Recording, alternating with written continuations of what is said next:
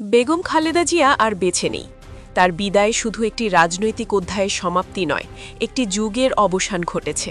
তিনি চলে গেছেন, রেখে গেছেন এক গভীর শূন্যতা, এক ভরাট না হওয়া ক্ষত। তার মৃত্যুর সংবাদে শোকস্তব্ধ হয়েছে দেশ, শোকের আবহাওয়া ছড়িয়ে পড়েছে বিশ্বজুড়ে। তারই মৃত্যু খবরে শেখ হাসিনাও শোকবার্তা দিয়েছেন। কিন্তু নির্মম বাস্তবতা হলেও এই মৃত্যুর পেছনে যিনি সবচেয়ে বেশি দায়ী, তিনিই শেখ হাসিনা। কারণ রাজনৈতিক প্রতিহিংসার আগুনে পুড়িয়ে বেগম খালেদা জিয়াকে তিনি তিলে তিলে মৃত্যুর কিনারায় ঠেলে দিয়েছেন, এমন অভিযোগ উঠেছে দেশ জুড়ে। ইতিহাসের জঘন্যতম ও নিকৃষ্ট মিথ্যা মামলায় দীর্ঘ ২৫ মাসের অমানবিক কারাবন্দিত্ব ও নির্যাতনই বিএনপি চেয়ারপারসন ও সাবেক প্রধানমন্ত্রী বেগম খালেদা জিয়ার জীবনকে চরম ঝুঁকির মুখে ফেলে দেয়। এই কারা নির্যাতনের প্রত্যক্ষ দায়ী শেখ হাসিনার উপর চাপিয়েছেন সুপ্রিম কোর্টের একাধিক সিনিয়র আইনজীবী। আইনজীবীদের ভাষ্য অনুযায়ী জিয়া পরিবারের প্রতি নিজের দীর্ঘদিনের হিংস্র প্রতিহিংসা চরিতার্থ করতে শেখ হাসিনা ৫ জন বিচারপতিকে পুরস্কৃত করেন, আর তাদের হাত দিয়েই মিথ্যা ও সাজানো মামলায় ফরমাইশি রায় দিয়ে কারাবন্দী করা হয় বেগম খালেদা জিয়াকে। কারাগারে থাকা অবস্থায় বেগম খালেদা জিয়াকে স্লো পয়জনিংয়ের শিকার করা হয়েছে, এমন গুরুতর অভিযোগ তুলেছেন চিকিৎসকরা ও বিএনপির কেন্দ্রীয় নেতারা। তাদের দাবি, পরিকল্পিতভাবে চিকিৎসা থেকে বঞ্চিত করে তাকে ধীরে ধীরে মৃত্যুর দিকে ঠেলে দেওয়া হয়েছে। আইন মন্ত্রণালয় ও আদালত সূত্রে পাওয়া তথ্যে জানা যায়, জিয়া অরফানেজ ট্রাস্ট মামলা এবং জিয়া চ্যারিটেবল ট্রাস্ট মামলায় মহানগর বিশেষ দায়রা জজ আদালত প্রথমে বেগম খালেদা জিয়াকে ১২ বছরের কারাদণ্ড প্রদান করে। পরবর্তীতে হাইকোর্ট সেই সাজা বাড়িয়ে ১৭ বছর নির্ধারণ করে। পুরো বিচার প্রক্রিয়াকে আইন বিশেষজ্ঞরা আখ্যা দিয়েছেন বিচার ব্যবস্থার ইতিহাসে এক নিকৃষ্টতম প্রহসন হিসেবে। এদিকে সাজা প্রদানের ক্ষেত্রে আইনের সুস্পষ্ট ও ধারাবাহিক লঙ্ঘন হওয়ায় গভীর বিস্ময় ও উদ্বেগ প্রকাশ করেছেন অন্তর্বর্তী সরকারের উপদেষ্টা পরিষদ।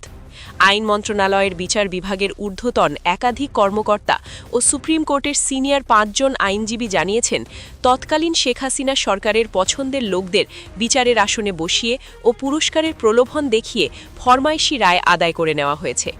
এক্ষেত্রে ৫ বিচারপতি অত্যন্ত নির্লজ্জভাবে প্রচলিত আইনের লঙ্ঘন করে বেগম খালেদা জিয়ার মামলাকে ব্যক্তিগত স্বার্থ হাসিলে ব্যবহার করেছেন। বিচার ইতিহাসের এমন কলঙ্কজনক অধ্যায় রচনা করায় আলোচিত এ ৫ বিচারপতিকে শাস্তির আওতায় আনার দাবিও জানান আইনজীবী ও বিচার বিভাগের সঙ্গে সংশ্লিষ্ট কর্মকর্তারা। আইনজীবীরা আদালতকে জানিয়েছিলেন, মামলা জুটির পক্ষে দুদক এতিম তহবিলের যে নথিপত্র জমা দিয়েছে তা হাতে লেখা, ঘষামাজা করা এবং স্বাক্ষরবিহীন, কোনো মূল নথি পাওয়া যায়নি। আইন কানুনের তোয়াক্কা না করেই ছায়া নথি সৃজন করা হয়েছে। মামলার ৩২ জন সাক্ষীর কেউই খালেদা জিয়ার বিরুদ্ধে আদালতে বলেননি কিছুই। বানোয়াট তথ্যের ভিত্তিতে মামলা সাজানো, বরং সোনালী ব্যাংকে রাখা এফডিআর ২ কোটি টাকা, সুদ আসলে ৬ কোটি টাকা হয়েছে। জাল নথিপত্র তৈরি করে মামলাটি করা হয়েছে। জাল নথিপত্র তৈরি ও মিথ্যা সাক্ষ্য দেওয়ার অভিযোগে তদন্তকারী কর্মকর্তা সহ ৬ জন সাক্ষীরই বরং শাস্তি হওয়া উচিত। অনুসন্ধানে জানা যায়, বেশ কয়েকজন সাক্ষীকে অবসর থেকে এনে প্রধানমন্ত্রীর অফিসে চাকরিও দেওয়া হয়, যাতে তারা সরকার যা বলে তাই সাক্ষ্য দেয়।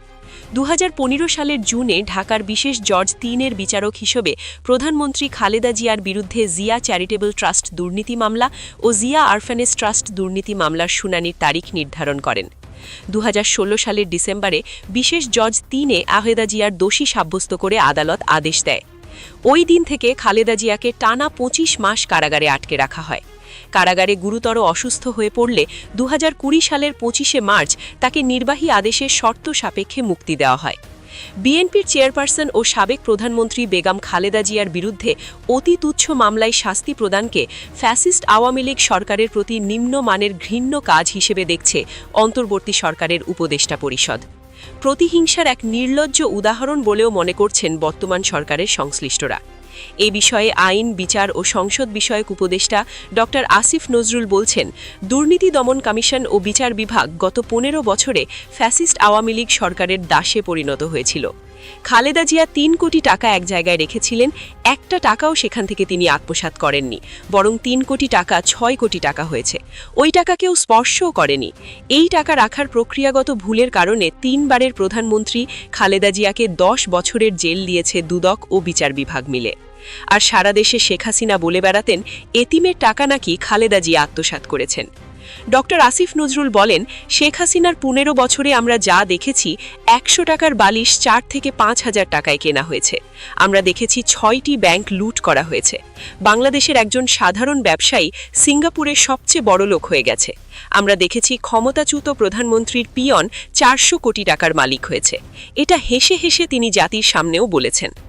শেখ হাসিনা তার পছন্দের বিচারপতিদের মাধ্যমে বেগম খালেদা জিয়াকে সাজা দিয়ে ব্যক্তিগত প্রতিহিংসা চরিতার্থ করেছেন বলে মন্তব্য করেছেন সুপ্রিম কোর্টের আইনজীবী সভার প্রতিপতি ব্যারিস্টার মাহবুব উদ্দিন খোকন। তিনি বলেন, আমি প্রতিটি কোর্টে এই মামলার শুনানিতে অংশ নিয়েছি। একজন আইনজীবী হিসেবে আমি নিশ্চিত করে বলতে পারি, প্রত্যেক বিচারকের মিশন ছিল বেগম খালেদা জিয়া ও তারেক রহমানকে এই মিথ্যা মামলায় সাজা দিয়ে পদোন্নতি ও পদায়ন নিশ্চিত করা। আদালতে তারা প্রত্যেকটি মামলার শুনানিতে সরকারের পক্ষে অতি নিম্নমানের দালালি ও আসামিদের বিরুদ্ধে অতিমাত্রায় অ্যাগ্রেসিভ ভূমিকা পালন করেছেন। এখন থাকছে একটা গুরুত্বপূর্ণ সংবাদ।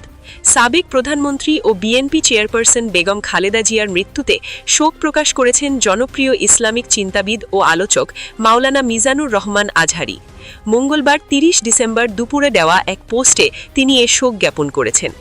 মিজানুর রহমান আজহারির শোকবার্তায় লিখেছেন, বাংলাদেশের সাবেক প্রধানমন্ত্রী বেগম খালেদা জিয়া দুনিয়া সফর শেষ করেছেন। ইন্না লিল্লাহি ওয়া ইন্না ইলাইহি রাজিউন। তিনি আরও লিখেছেন, আল্লাহ তাআলা তার ভুল ত্রুটি ক্ষমা করুন, ভালো কাজগুলোকে কবুল করুন এবং জান্নাতের মেহমান বানিয়ে নেন। এর আগে আজ ভোর 6টায় রাজধানীর এভারকেয়ার হাসপাতালে চিকিৎসাধীন অবস্থায় মারা যান খালেদা জিয়া। মৃত্যুকালে তার বয়স হয়েছিল 80 বছর। এদিকে খালেদা জিয়ার মৃত্যুতে শোক জানিয়েছেন প্রধান উপদেষ্টা। শোকবার্তায় তিনি বলেন, বেগম খালেদা জিয়ার ইন্তেকালে জাতি তার এক মহান অভিভাবককে হারালো। শোকবার্তায় তিনি বলেন, তার মৃত্যুতে আমরা গভীরভাবে শোকাহত মর্মাহত। প্রিয় দর্শক, খালেদা জিয়ার এই মৃত্যুবরণে শেখ হাসিনার শোকবার্তা আপনি কিভাবে দেখছেন কমেন্ট করে জানাবেন।